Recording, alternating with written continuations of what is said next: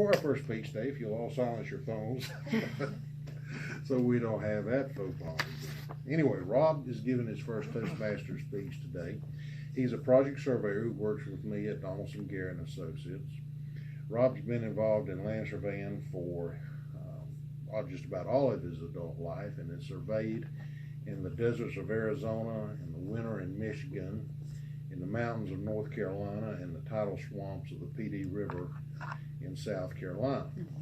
Rob's icebreaker today is from the Visionary Communication Pathway and is titled The Homeschool Boy Scout That Became a Land Surveyor.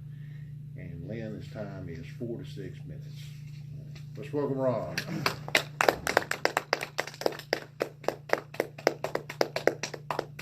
Thank you, John.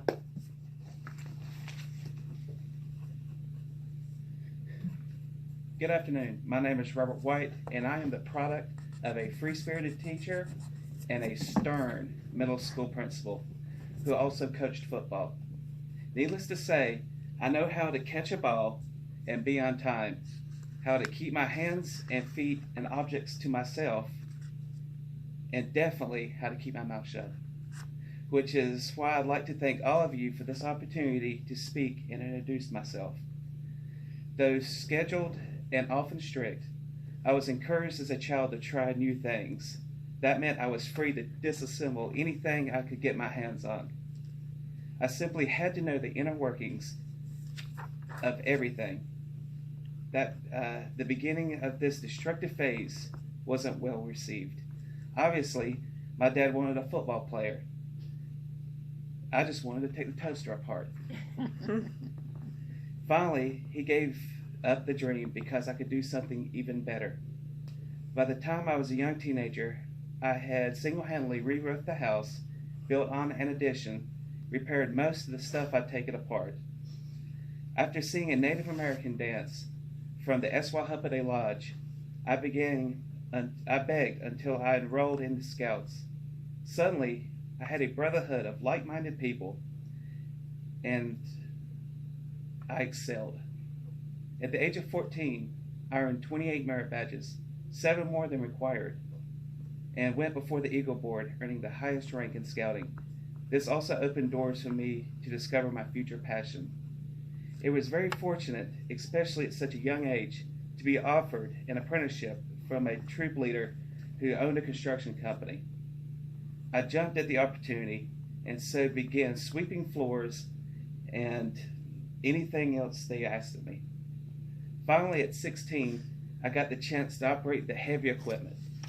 This was a lot of fun, but most of the time I was just pulling string lines and holding the lever rod. However, a couple times a week, the engineers would let me sit down in front of a computer drafting station to practice AutoCAD. During this time, I also had dual enrollment at Mitchell Community College, where I began mechanical engineering technology program, but really found my niche in civil engineering. This opened new doors for me.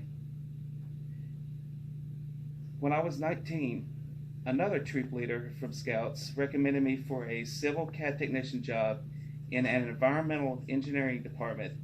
After a year, after a year designing sanitary sewer truck mains and water lines, the survey department needed additional staff.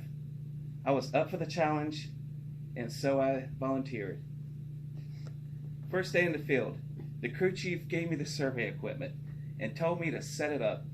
At this point, I was good at leveling for the construction company, but had no idea what this equipment was, however. After an hour of fiddling with the buttons and controller, I had it figured out, and I was hooked.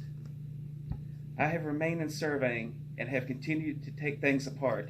For example, 3 years ago, when a piece of surveying equipment I was holding was knocked out of my hand by a hit-and-run driver, I picked up the rod thinking the worst. It sounded like I dumped marbles into it, that sound. I threw it on the tailgate as gently as possible and dove into my tool chest to find the tools to disassemble it. After the autopsy, I brought the patient back and was able to finish the job. You're welcome, John. I can honestly say that I am one of the few people that truly enjoy what they do for a living. Now that I'm 36 years old, I'm a bit shy, though I strive to be humble and kind.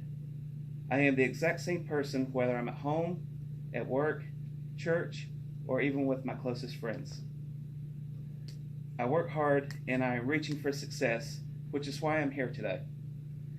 I am also beginning to sow my own roots. My fiancée and I have recently bought a home and begun creating our own life together in our new hometown. We have dreams and goals, and we are very excited to reach them together.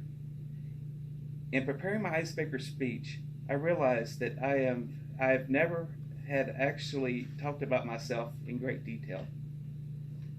Fortunately, I have the most amazing, beautiful, wonderful, sweet, loving fiancé who, in addition to editing this awesome speech, must also remind me that it's okay to be proud of who I am and what I do.